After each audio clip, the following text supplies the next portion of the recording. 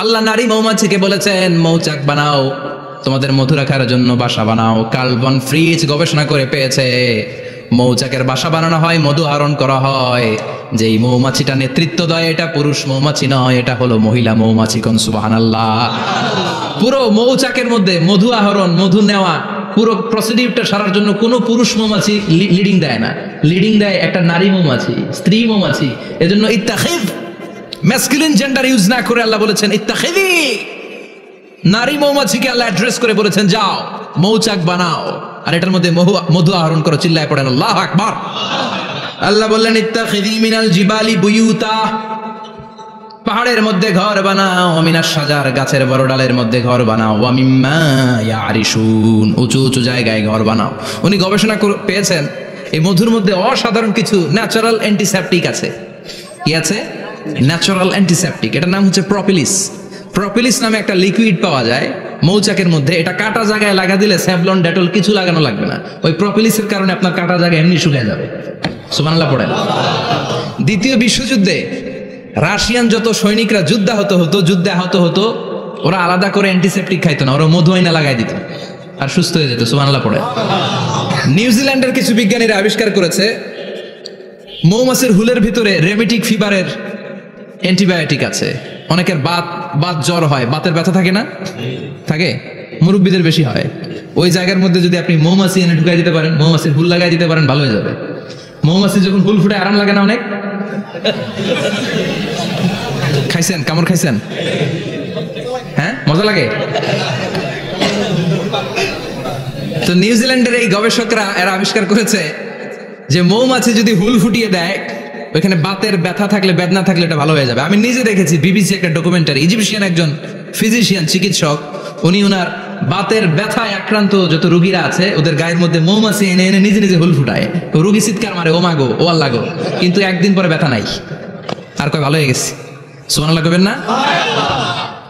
তো এজন্য এই কার্ল ভন ফ্রিজ 1973-তে দ্য ডান্সিং বিজ লেখে গোটা বিশ্বকে তাক লাগিয়ে দিয়েছে। তার গবেষণার প্রতিটি পয়েন্ট কোরআনের আয়াতের সাথে মিলে যায়। চিৎকার করে পড়েন আল্লাহু আকবার। এই যে আমরা মধু খাই, এই মৌচাকের ভেতরে অন এন অ্যাভারেজ অ্যারাউন্ড 60,000 মৌমাছি থাকে। তিন ভাগে, একটা হচ্ছে কুইন বি, একটা মেল বি, আর একটা হচ্ছে ওয়ার্কার বি। একটা থাকে রানী মৌমাছি, এর নেতৃত্বে সবাই চলে। আর একটা থাকে মেল বি, পুরুষ মৌমাছি, বংশ বাড়ানোর জন্য এদের কাজে লাগে। আর সব হচ্ছে ওয়ার্কার বি, সবাই কাজ করে। আল্লাহ বললেন সুম্মা কুলি মিন কুল্লি সামারাত ফাসলুকি সুবুলা রাব্বিকি যুলুলা। আল্লাহ সিক্রেট মেসেজ দিয়ে বললেন গাছের উপরে বাসাবাদ, পাহাড়ের উপরে মৌচাকের বাসাবাদ, উঁচু উঁচু জায়গায় তোমরা তোমাদের বাসা বাঁধো। সুম্মা কুলি মিন কুল্লি সামারাত, এরপর এলাকার যত মিষ্টি মিষ্টি ফুল আছে, ফল আছে, ওখান থেকে রস নিয়ে আসো। সুবহানাল্লাহ। পুষ্প রস সংগ্রহ করে মধুগুলো, এটার বলে sweet nectar. They collect the sweet nectar from the flowers. এবং মধুর মধ্যে এত চমৎকার জিনিস থাকার কারণ হচ্ছে মৌমাছিগুলো ওই এলাকার সব ধরনের ফুল, ভালো ভালো সুগন্ধযুক্ত ফুল ফল থেকে রস নিয়ে আসে। তো ওই গাছগুলোর মধ্যে বনাজি গাছ আছে না নাই? ঔষধি গাছ আছে না নাই? এজন্য মধুরে বলা হয় সব রোগের ঔষধ। যত বনাজি ঔষধি গাছের নির্যাস আর পুষ্প রস আছে সব আল্লাহ মধুর ভিতরে ঢুকায়া মধুকে আল্লাহ ন্যাচারাল ভ্যাকসিন বানিয়ে দিয়েছেন। চিল্লায় পড়েন আল্লাহু আকবার। আল্লাহ বললেন সুম্মা কুলি মিন কুল্লি সামারাত, সব ফল আর ফুল থেকে নেকটার পুষ্পরস নিয়ে আসো। ফাসলুকি সুবুলা রাব্বিকি যুলুলা, যেমন যেমন গিয়েছিলা পথ চিনায় আবার ফিরে আসো। ইয়াখরুজু মিন বুতুনিহা শারাব, এরপর তাদের পেট থেকে বের হয় শারাব। মুখতালিফুন আলওয়ানু, এক একটা মধুর কালার হয়ে যায় এক এক রকম। কোন সুবহানাল্লাহ। সরষে ফুলের মধু একটু সাদা সাদা হয় না? আমি হচ্ছি মধু খাওয়ার পোক। আমি দেশে বিদেশে যেখানে গিয়েছি ফ্রেশ হানি আমি অনেক খুঁজেছি। ইয়ামানি একটা মধু পাওয়া যায়, ইয়ামানের সাওয়াহিলি এলাকায়, পাহাড়ি এলাকায়, একেবারে কুচকুচে কালো। আবার অনেক মধু আছে কিছুটা খয়েরি এবং হলুদ বর্ণের, কিন্তু সরষে ফুলের যে মধুটা এটা অনেকটা সাদা। এই পুষ্পরস নিয়ে মৌমাছিগুলো মৌচাকের মধ্যে ঢেলে দেয় না, এগুলো খেয়ে ফেলে। প্রত্যেকটা মৌমাছির পেটের ভেতরে আল্লাহ দুইটা করে স্টোমাক দিয়েছে, পাকস্থলী। সুবহানাল্লাহ পড়ে। এটাই Karl von Frisch The dancing Bees বইয়ের মধ্যে লিখেছে গবেষণায়, যে দুইটা পাকস্থলী। একটা পাকস্থলী দিয়ে মৌমাছি খায়, নিজে খেয়ে বাঁচে, আর একটা পাকস্থলী দিয়ে এই ফ্লাওয়ার নেক্টার পুষ্প রস সংগ্রহ করে ওই পাকস্থলীতে রাখে।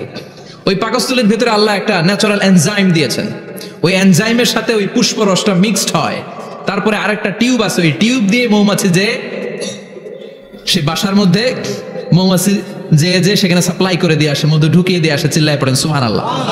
তার মানে বিষয়টা এমন না ফুলের রস নিয়ে মৌচাকের দিয়ে আসলো, ফুলের রস সে নেয়, তার স্পেশাল একটা স্টোমাকের মধ্যে ঢুকায়, সেখানে এনজাইম দিয়ে পাচক রস দিয়ে আল্লাহ এটাকে সমৃদ্ধ করে দেয়, তারপর আলাদা একটা নল দিয়ে টিউব দিয়ে মৌচাকের ভেতরে ঢুকিয়ে দেয়। কোন সুবহানাল্লাহ।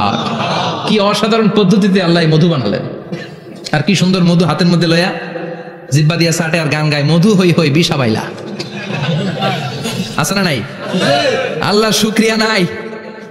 মধু খায় আর গান গায়, মধু হই হই